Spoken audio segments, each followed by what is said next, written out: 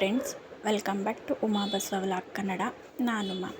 Friends, ಇನ್ನೂ ಯಾರೆಲ್ಲ ಚಾನಲ್ನ ಸಬ್ಸ್ಕ್ರೈಬ್ ಮಾಡ್ಕೊಂಡಿಲ್ಲ, ದಯವಿಟ್ಟು ಸಬ್ಸ್ಕ್ರೈಬ್ ಮಾಡ್ಕೊಳ್ಳಿ ಮತ್ತು ಈ ವಿಡಿಯೋನ ಕೊನೆವರೆಗೂ ನೋಡಿ. ಇನ್ ಕೇಸ್ ಈ ವಿಡಿಯೋ ಏನಾದರೂ ಇಷ್ಟ ಆಯಿತು ಅಂತ ಹೇಳಿದ್ರೆ ದಯವಿಟ್ಟು ಒಂದು ಲೈಕ್ ಮಾಡಿ. ನಾನಿವತ್ತು ನನ್ನ ಮಗುಗೆ ಯಾವ ಥರ ರಾಗಿ ಸರಿ ಮಾಡ್ತೀನಿ ಅನ್ನೋದ್ರ ಬಗ್ಗೆ ನಾನು ನಿಮ್ಮ ಜೊತೆ ಶೇರ್ ಮಾಡ್ತಾ ಇದ್ದೀನಿ. ಸೊ ವಿಡಿಯೋನ ಕೊನೆವರೆಗೂ ನೋಡಿ. ಇನ್ ಕೇಸ್ ಈ ವಿಡಿಯೋ ಏನಾದರೂ ಇಷ್ಟ ಆಯಿತು ಅಂತ ಹೇಳಿದ್ರೆ ದಯವಿಟ್ಟು ನಿಮ್ಮ ಫ್ರೆಂಡ್ಸು ಫ್ಯಾಮಿಲಿಗೂ ಶೇರ್ ಮಾಡಿ. ನಾನಿಲ್ಲಿ 1.5 ಸೇರಷ್ಟು ನಾನು ರಾಗಿನ ತೊಗೊಂಡಿದ್ದೀನಿ. ಅಂದರೆ ಲಾಸ್ಟ್ ಟೈಮೇ ನಿಮಗೆ ಹೇಳಿದ್ದೆ, ಅತ್ತೆ ಊರಿಂದನೇ ರಾಗಿನ ತೊಳೆದು ಒಣಗಿಸಿ ಅದು ಡಸ್ಟೆಲ್ಲ ನೀಟ್ ಮಾಡಿ ಕೊಟ್ಟಿದ್ದಾರೆ ಅಂತ. ಸೊ ನಾನು 1.5 ಸೇರಷ್ಟು ರಾಗಿಗೆ ಎಲ್ಲ ಐಟಮ್ನು ಕೂಡ ನಾನು 100 ಗ್ರಾಮಷ್ಟು ಕಟ್ಟಿಸ್ಕೊಂಡು ಬಂದಿದ್ದೀನಿ. ಅಂತ ಅಂದರೆ ಹೆಸ್ರು ಕಾಳು 100 ಗ್ರಾಮು, ಕಡಲೆಕಾಳು 100 ಗ್ರಾಮು, ಮತ್ತು ಉದ್ದಿನಬೇಳೆ 100 ಗ್ರಾಮು, ಮತ್ತು ನಾನಿಲ್ಲಿ ಗೋಧಿನ ಅರ್ಧ kg ತೊಗೊಂಡಿದ್ದೀನಿ. ಅರ್ಧ kg ಗೋಧಿಗೆ ಅರ್ಧ kg ಅಕ್ಕಿನ ನಾನು ಯೂಸ್ ಮಾಡ್ತಾಯಿದ್ದೀನಿ. ಮತ್ತು ಜಾಯ್ಕಾಯಿ ಕೂಡ ಒಂದನ್ನು ತೊಗೊಂಡಿದ್ದೆ, ಬಟ್ ಅದನ್ನು ನಾನು ಯೂಸ್ ಮಾಡಿಲ್ಲ. ಮತ್ತು ಸೋಂಪು ಕಾಳು, ಅಜ್ವಾನ, ಜೀರಿಗೆ, ಮೆಣಸು, ಮತ್ತು ಅಲಸಂದೆ ಕಾಳು, ಹುರುಳಿಕಾಳು ಎಲ್ಲನೂ ಕೂಡ ನಾನು 100 ಗ್ರಾಮ್ ಆಗುವಷ್ಟು ನಾನು ತೊಗೊಂಡಿದ್ದೀನಿ. ಎಲ್ಲನೂ ಕೂಡ ನೀಟಾಗಿ ಸೋಸ್ಕೊಂಡು ಅದನ್ನು ನಾನು ಒಂದು ಫ್ಯಾನ್ ಕೆಳಗಡೆ ಹಾಕ್ಕೊಂಡು ನಾನು ನೀರೆಲ್ಲನೂ ಕೂಡ ಡ್ರೈ ಮಾಡ್ಕೊತಾ ಇದ್ದೀನಿ. ನಾನು ಇದನ್ನು ಬಿಸಿಲಲ್ಲಿ ಹಾಕ್ಕೊಂಡಿರಲಿಲ್ಲ. ಫ್ಯಾನ್ ಕೆಳಗಡೆ ಒಂದು ಚಾಪೆ ಹಾಕ್ಬಿಟ್ಟು ಅದಕ್ಕೆ ನಾನು ಬಿಳಿ ಬಟ್ಟೆ ಹಾಕ್ಬಿಟ್ಟು ಫ್ಯಾನ್ ಗಾಳಿಲೇ ಆರೋ ರೀತಿ ನಾನು ಎಲ್ಲನೂ ಒಣಗಿಸ್ಕೊತಾ ಇದ್ದೀನಿ. ನಂತರ ಇದಕ್ಕೆ ಅದೆಲ್ಲ ಡ್ರೈ ಆದಮೇಲೆ ಲೋ ಫ್ಲೇಮಲ್ಲಿ ನಾನು ಎಲ್ಲ ಕಾಳುಗಳನ್ನು ಕೂಡ ನಾನು ಫ್ರೈ ಮಾಡ್ಕೊತಾ ಇದ್ದೀನಿ. ಅಂದರೆ ಹುರ್ಕೋತಾ ಇದ್ದೀನಿ, ಫ್ರೈ ಅಲ್ಲ, ಲೋ ಫ್ಲೇಮಲ್ಲಿ ಎಲ್ಲನೂ ನಾನು ಹುರ್ಕೋತಾ ಇದ್ದೀನಿ. ಈ ಥರ ಮಾಡೋದ್ರಿಂದ ನಾವು ತುಂಬ ದಿನ ಇಟ್ಕೋತೀವಿ ಅಲ್ವಾ ರಾಗಿ ಸರಿನ. ಸೊ ಬೇಗ ಕೆಡಲ್ಲ, ಮತ್ತು ನಾವು ಈ ಥರ ಹುರಿದು ಮಾಡೋದ್ರಿಂದ ರುಚಿನೂ ಕೂಡ ತುಂಬಾ ಚೆನ್ನಾಗಿರುತ್ತೆ. ಈ ಪೌಡ್ರನ್ನ ಬಂದು ನಾವು 6 ತಿಂಗಳಿಂದ ಹಿಡಿದು 2 ವರ್ಷದ ಮಕ್ಕಳವರೆಗೂ ಕೂಡ ಕೊಡ್ಬೋದು.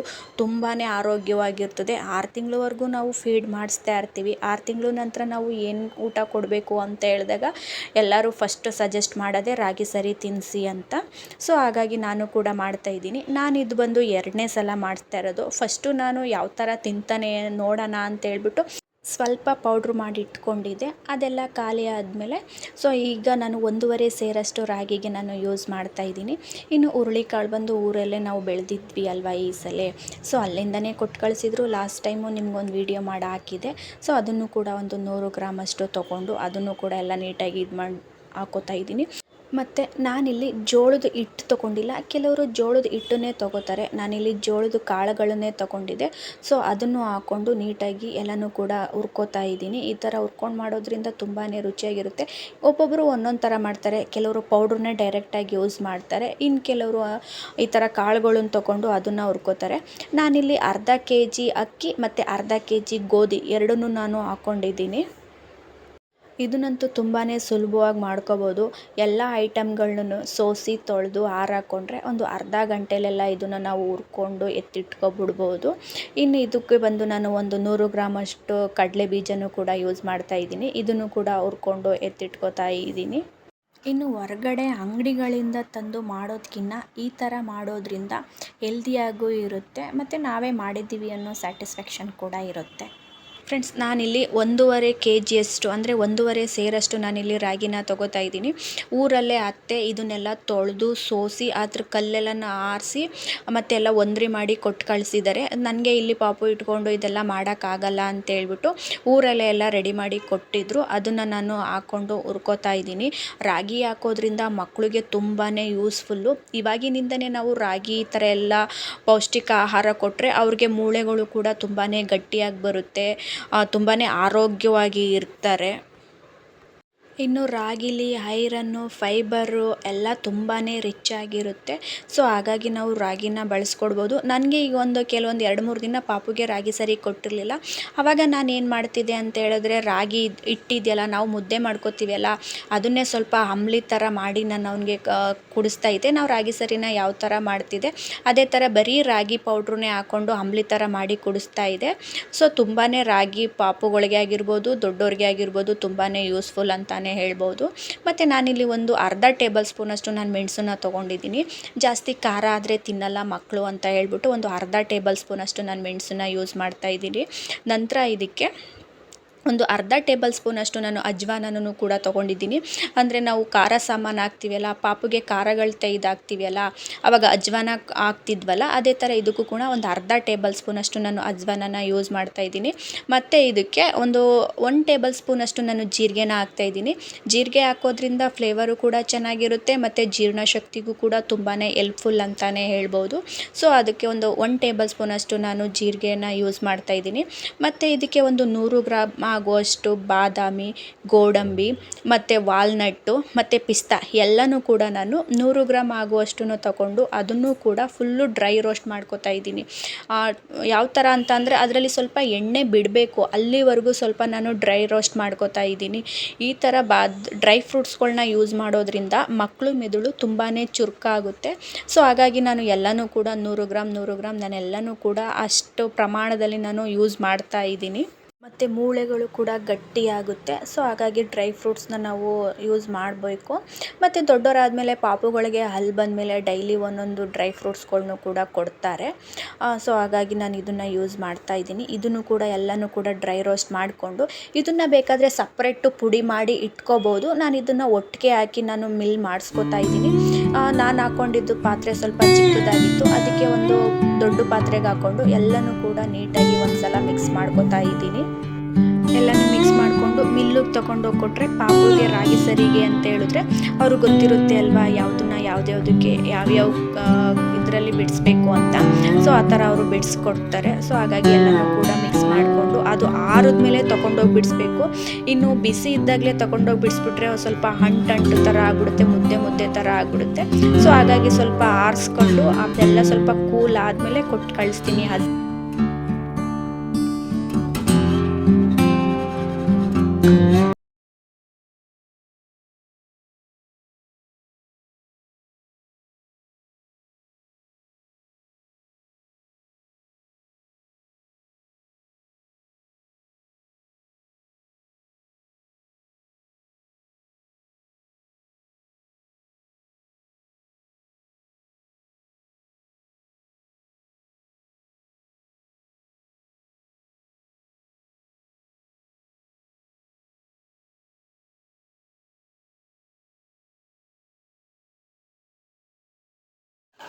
ಇದನ್ನು ಫೈನಲಿ ಹಸ್ಬೆಂಡ್ ಕೂಡ ಇದನ್ನು ಮಿಲ್ ಮಾಡಿಸ್ಕೊಂಡು ಬಂದರು. ನೋಡಿ ಎಷ್ಟು ಸಾಫ್ಟಾಗಿ ಫುಲ್ಲು ನೈಸಾಗಿ ಮಿಲ್ ಮಾಡಿಕೊಟ್ಟಿದ್ದಾರೆ. ರಾಗಿ ಸರಿಗೆ ಅಂತ ಹೇಳಿದ್ರೆ ಅವರು ನಾರ್ಮಲಾಗಿ ಗೊತ್ತಿರುತ್ತೆ. ಸೊ ಹಾಗಾಗಿ ಫುಲ್ಲು ನೈಸಾಗಿ ಮಾಡಿಕೊಡ್ತಾರೆ. ಸೊ ಇದನ್ನು ನಾವು ಜರಡಿ ಇಟ್ಕೋಬೇಕು ಫುಲ್ಲು ಎಲ್ಲ ಆರಿದ್ಮೇಲೆ. ಯಾಕಂತ ಹೇಳಿದ್ರೆ ಸಣ್ಣ ರಾಗಿ ಕಾಳುಗಳು ಮತ್ತು ಬೇರೆ ಕಾಳುಗಳ್ದೆಲ್ಲ ಕೆಲವೊಂದು ಮಿಲ್ ಆಗಿರಲ್ಲ.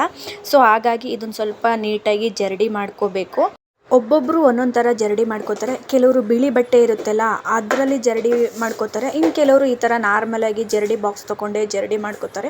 ನೀವಿಲ್ಲಿ ನೋಡ್ತಿರ್ಬೋದು ಅಷ್ಟು ರಾಗಿ ಹಿಟ್ಟಿಗೆ ಇಷ್ಟು ಸಣ್ಣದಾಗಿ ಎಲ್ಲ ಕಾಳುಗಳು ಈ ಥರ ಸಿಗ್ತಾಯಿದೆ. ಸೊ ಫೈನಲಿ ಇದನ್ನು ಕೂಡ ಎಲ್ಲ ಜರಡಿ ಮಾಡಿಟ್ಕೊಂಡು ಇನ್ನೂ ಸ್ವಲ್ಪ ಬಿಸಿ ಇತ್ತು ಅಂತ ಅದನ್ನು ನಾನು ಆರಿಸ್ಕೊತಾ ಇದ್ದೀನಿ. ಡೈರೆಕ್ಟಾಗಿ ನಾನು ಬಾಕ್ಸ್ಗೆ ಹಾಕಿ ಎತ್ತಿಟ್ಬಿಟ್ರೆ ಆ ಬಿಸಿಗೂ ಅದಕ್ಕೂ ಸ್ವಲ್ಪ ಹಾಳಾಗೋ ಚಾನ್ಸಸ್ ಇರುತ್ತೆ. ಸೊ ಹಾಗಾಗಿ ಆರೋಕ್ಕೆ ಇಟ್ಕೊಂಡಿದ್ದೀನಿ. ಮತ್ತು ನಾನೊಂದು ಇಲ್ಲಿ ಮುಚ್ಚುಳ ಬಿಗಿ ಇರೋ ಬಾಕ್ಸ್ನ ನಾನು ತೊಗೊಂಡಿದ್ದೀನಿ. ಅದನ್ನ ಎಲ್ಲ ನೀಟಾಗಿ ಒರೆಸಿ ನೀರು ಇಲ್ಲದೆ ಇರೋ ಥರ ಬಿಸಿಲಲ್ಲಿ ಒಣಗಿಸಿ ಇಟ್ಕೊಂಡಿದ್ದೀನಿ. ಯಾಕಂತ ಹೇಳಿದ್ರೆ ಮುಚ್ಚುಳ ಬಿಗಿ ಇರಬೇಕು. ಮುಚ್ಚುಳ ಏನಾದ್ರು ಲೂಸ್ ಇತ್ತು ಅಂತ ಹೇಳಿದ್ರೆ ಬೇರೆ ಡಸ್ಟ್ ಎಲ್ಲ ಹೋಗೋ ಚಾನ್ಸಸ್ ಇರುತ್ತೆ. ಸೊ ಹಾಗಾಗಿ ಮುಚ್ಚುಳ ಬಿಗಿ ಇರೋ ಬಾಕ್ಸ್ನೇ ನಾನು ತೊಗೊಂಡಿದ್ದೀನಿ. ನೋಡ್ತಿರ್ಬೋದು ನನಗೆ ಇಲ್ಲಿ ಒಂದು ಇಷ್ಟು ರಾಗಿ ಹಿಟ್ಟಾಗಿದೆ. ಇದು ನನಗೆ ಒಂದು 3 ರಿಂದ 3.5 ತಿಂಗಳು ಅಥವಾ 4 ತಿಂಗಳವರೆಗೂ ನನಗೆ ಇದು ಬರುತ್ತೆ. ಇದನ್ನು ಮುಚ್ಚುಳನ ಬಿಗಿಯಾಗಿ ಹಾಕಿ ಎತ್ತಿಡಬೇಕು. ಮತ್ತು ನನಗೆ ಇಷ್ಟು ಡಸ್ಟು ಸಿಕ್ಕಿದೆ. ನನಗೆ ಅಷ್ಟು ರಾಗಿ ಪೌಡ್ರಲ್ಲಿ ಇಷ್ಟು ಡಸ್ಟು ಸಿಕ್ಕಿದೆ. ಊರಲ್ಲಾದರೆ ಎಮ್ಮೆಗಳಿಗೆ ಹಸುಗಳಿಗೆ ಹಾಕ್ಬೋದು, ಇಲ್ಲಿ ವೇಸ್ಟೇನೆ. ಇನ್ನು ನಾನು ಯಾವ ರೀತಿ ರಾಗಿ ಸರಿ ಮಾಡ್ತೀನಿ ಅಂತ ಹೇಳಿದ್ರೆ ಒಂದು ಪಾತ್ರೆ ಇಟ್ಕೊಂಡು ಅದಕ್ಕೆ ಒಂದು ಅರ್ಧ ಗ್ಲಾಸ್ ಆಗುವಷ್ಟು ನಾನು ನೀರು ಹಾಕೋತೀನಿ. ಜಾಸ್ತಿ ಹಾಕ್ಕೊಳ್ಳಲ್ಲ, ಒಂದು ಅರ್ಧ ಗ್ಲಾಸ್ ಆಗುವಷ್ಟು ನೀರು ಹಾಕ್ಕೊಂಡು ಅದನ್ನು ಫಸ್ಟು ಕುದಿಲಿಕ್ಕೆ ಇಡ್ತೀನಿ. ಮತ್ತು ಒಂದು ಬೌಲ್ ತೊಗೊಂಡು ಅದಕ್ಕೆ 1 ಸ್ಪೂನಷ್ಟು ನಾನು ರಾಗಿ ಪೌಡ್ರನ್ನ ಹಾಕೋತೀನಿ. ಮೊದಲೆಲ್ಲ ನಾನು 1 ಸ್ಪೂನಷ್ಟು ರಾಗಿ ಪೌಡ್ರನ್ನ ಹಾಕೋತಾ ಇದ್ದೆ. ಇವಾಗ ಸ್ವಲ್ಪ 1.5 ಸ್ಪೂನಷ್ಟು ರಾಗಿ ಪೌಡ್ರನ್ನ ನಾನು ಆ್ಯಡ್ ಮಾಡ್ಕೋತೀನಿ. ಈಗ ಒಂದು 2-3 ಸಲದಿಂದ ಈ ಥರ ಹಾಲನ್ನು ಕೂಡ ಹಾಕೋತಾ ಇದ್ದೀನಿ. ಅವನಿಗೂ ಸ್ವಲ್ಪ ಹಾಲು ರೂಢಿ ಆಗಲಿ ಅಂತ ಹೇಳ್ಬಿಟ್ಟು ಹಸಿ ಹಾಲನ್ನು ಕೂಡ ಹಾಕ್ಕೊಂಡು ಬರೀ 1 ಸ್ಪೂನಷ್ಟು ನಾನು ಹಸಿ ಹಾಲನ್ನ ಹಾಕ್ಕೊಂಡು ಚೆನ್ನಾಗಿ ನಾನು ಮಿಕ್ಸ್ ಮಾಡ್ಕೋತೀನಿ. ಗಂಟುಗಳು ಇಲ್ಲದೆ ಇರೋ ಥರ ಚೆನ್ನಾಗಿ ಮಿಕ್ಸ್ ಮಾಡ್ಕೋತೀನಿ. ಇದಕ್ಕೆ ಸ್ವಲ್ಪ ನೀರನ್ನು ಕೂಡ ಆ್ಯಡ್ ಮಾಡ್ಕೊತೀನಿ. ಅಂದರೆ ಹಾಲು ಸ್ವಲ್ಪ ಹಾಕಿರ್ತೀನಿ ಅಲ್ವಾ, ಸೊ ಅದಕ್ಕೆ ನೀರನ್ನು ಕೂಡ ಒಂದು ಸ್ಪೂನಷ್ಟು ನಾನು ನೀರನ್ನು ಕೂಡ ಆ್ಯಡ್ ಮಾಡಿಕೊಂಡು ಅದನ್ನು ಕೂಡ ಚೆನ್ನಾಗಿ ಎಲ್ಲ ಮಿಕ್ಸ್ ಮಾಡಿ ಎತ್ತಿಟ್ಕೋತೀನಿ. ತೀರಾ ಗಟ್ಟಿನೂ ಇರಬಾರ್ದು, ತೀರಾ ತೆಳ್ಳನೂ ಇರಬಾರ್ದು, ಗಂಟೆಲ್ಲ ಹೊಡೆಯೋ ರೀತಿ ಎಲ್ಲನೂ ಮಿಕ್ಸ್ ಮಾಡಿ ಎತ್ತಿಟ್ಕೊಂಡು, ಈ ಕಡೆ ನೀರು ಕೂಡ ಸ್ವಲ್ಪ ಕುದಿಯೋಕ್ಕೆ ಸ್ಟಾರ್ಟ್ ಆಗಿದೆ. ಇದನ್ನು ನಾನು ಮಿಕ್ಸ್ ಮಾಡ್ಕೊಂಡಿರೋ ಅಂಥ ರಾಗಿನ ಸರಿನಾ ಇದಕ್ಕೆ ಹಾಕ್ಕೊಂಡು ಚೆನ್ನಾಗಿ ಅದನ್ನು ಕೂಡ ಮಿಕ್ಸ್ ಮಾಡ್ಕೊತಾ ಇದ್ದೀನಿ. ಅದೆಲ್ಲ ಸ್ವಲ್ಪ ಹಸಿ ವಾಸನೆ ಎಲ್ಲ ಹೋಗಬೇಕು. ಸೊ ಇದು ಸ್ವಲ್ಪ ಕುದಿ ಬರೋಕ್ಕೆ ಸ್ಟಾರ್ಟ್ ಆಗಿದೆ. ಅಲ್ಲಿವರೆಗೂ ಕೂಡ ನಾನು ಚೆನ್ನಾಗಿ ಮಿಕ್ಸ್ ಮಾಡಿಕೊಂಡು ಇದಕ್ಕೆ ನಾನು ಅಂಗನವಾಡಿಯಿಂದನೇ ಸ್ವಲ್ಪ ಆರ್ಗ್ಯಾನಿಕ್ ಬೆಲ್ಲ ಕೊಟ್ಟಿದ್ರಲ್ಲ, ಅದನ್ನು ಒಂದು ಅರ್ಧ ಟೇಬಲ್ ಸ್ಪೂನ್ಗಿನ್ನ ಕಮ್ಮಿ, 1/4 ಟೇಬಲ್ ಸ್ಪೂನ್ ಅಷ್ಟು ನಾನು ಆ್ಯಡ್ ಮಾಡ್ಕೊತಾ ಇದ್ದೀನಿ. ಅಂದರೆ ಹೊರಗಡೆಯಿಂದ ತರೋ ಬೆಲ್ಲನ ಹಾಕಲ್ಲ, ಅಂಗನವಾಡಿಯಿಂದನೇ ಈಗ ಪಾಪುಗಳಿಗೆ ಕೊಡ್ತಾರಲ್ಲ ಅದನ್ನು ಹಾಕ್ಕೊಂಡು ಸ್ವಲ್ಪ ಲೋ ಫ್ಲೇಮಲ್ಲೇ ಚೆನ್ನಾಗಿ ಕುದಿಸ್ಕೊತೀನಿ. ನಮ್ಮ ಸೈಡ್ ಏನು ಮಾಡ್ತಾರೆ ಅಂತ ಅಂದರೆ, ಈ ರಾಗಿ ಸರಿಗೆ ಉಪ್ಪು ಹಾಕಬಾರ್ದು ಅಂತ ಹೇಳ್ತಾರೆ, ಬೆಲ್ಲ ಹಾಕಬಾರ್ದು ಅಂತ ಹೇಳ್ತಾರೆ. ಬಟ್ ಸಪ್ಪೆನ ಮಕ್ಕಳು ಯಾವ ಥರ ತಿಂತಾರೆ ಅಂತ ನನಗಂತೂ ಗೊತ್ತಿಲ್ಲ. ಸೊ ಹಾಗಾಗಿ ನಾನು ಇದು ಆರ್ಗ್ಯಾನಿಕ್ ಬೆಲ್ಲ ಇತ್ತಲ್ಲ ಅದನ್ನು ನಾನು ಮಿಕ್ಸ್ ಮಾಡಿ ಒಂದು 1/4 ಟೇಬಲ್ ಸ್ಪೂನಷ್ಟು ಮಿಕ್ಸ್ ಮಾಡಿ ಹಾಕ್ತಾಯಿದ್ದೀನಿ. ನೋಡ್ತಿರ್ಬೋದು ರಾಗಿ ಸರಿ ಫೈನಲಿ ರೆಡಿಯಾಗಿದೆ. ಸೊ ಇದಕ್ಕೆ ಫೈನಲಿ ಒಂದು ಅರ್ಧ ಟೇಬಲ್ ಸ್ಪೂನಷ್ಟು ತುಪ್ಪನೂ ಕೂಡ ಹಾಕ್ಕೊಂಡು ಚೆನ್ನಾಗಿ ಒಂದು ಸಲ ಮಿಕ್ಸ್ ಮಾಡಿಕೊಂಡ್ರೆ ರಾಗಿ ಸರಿ ರೆಡಿ ಆಗುತ್ತೆ. ಇದನ್ನು ಸ್ವಲ್ಪ ತಣ್ಣಗೆ ಆರಕ್ಕೆ ಬಿಟ್ಟು ಒಂದು ಬೌಲ್ಗೆ ಸರ್ವ್ ಮಾಡಿಕೊಂಡ್ರೆ ರೆಡಿ ಆಗುತ್ತೆ. ಫ್ರೆಂಡ್ಸ್, ಈ ವಿಡಿಯೋ ನಿಮಗೆ ಯೂಸ್ಫುಲ್ಲು ಮತ್ತು ಇಷ್ಟ ಆಗಿದೆ ಅನ್ಕೋತೀನಿ. ಇನ್ ಕೇಸ್ ಈ ವಿಡಿಯೋ ಏನಾದರೂ ನಿಮಗೆ ಇಷ್ಟ ಮತ್ತು ಯೂಸ್ಫುಲ್ ಆಗಿದರೆ ದಯವಿಟ್ಟು ನಿಮ್ಮ ಫ್ರೆಂಡ್ಸು ಫ್ಯಾಮಿಲಿಗೂ ಶೇರ್ ಮಾಡಿ ಮತ್ತು ಒಂದು ಕಾಮೆಂಟ್ ಮಾಡಿ ಚಾನಲ್ನ ಸಬ್ಸ್ಕ್ರೈಬ್ ಮಾಡ್ಕೊಳ್ಳಿ ಫ್ರೆಂಡ್ಸ್.